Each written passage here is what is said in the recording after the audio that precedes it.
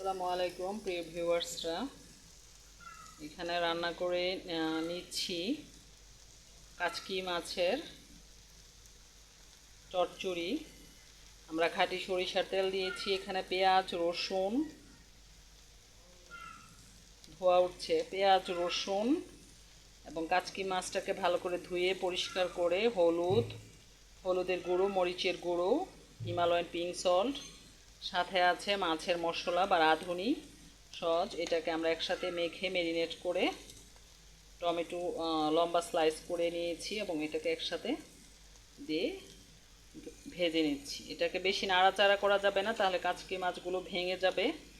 কাচকি মাছের অনেক উপকারিতা রয়েছে, বিশেষ করে ভিটামিন এর অনেক বড় উৎস এই কাচকি মাছ, চোখের জন্য খুবই উপকারী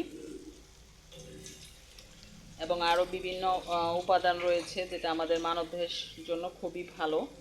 আর এটা কাস্ট আয়রনের তাওয়ায় রান্না করে নিচ্ছি। কাস্ট আয়রন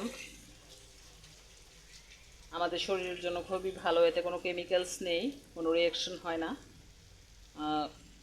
কালো যেই ফ্রাইং প্যানগুলো আছে এটার মধ্যে উপরে যে আবরণ দেওয়া থাকে, এটা ক্যান্সারের ঝুঁকি বাড়ায়, এই জন্য আমরা ওই ফ্রাই প্যানগুলো অ্যাভয়েড করেছি এবং কাস্ট আয়রন অথবা অ্যালুমিনিয়ামের ফ্রাই প্যান ব্যবহার করে থাকি। ধন্যবাদ সবাইকে।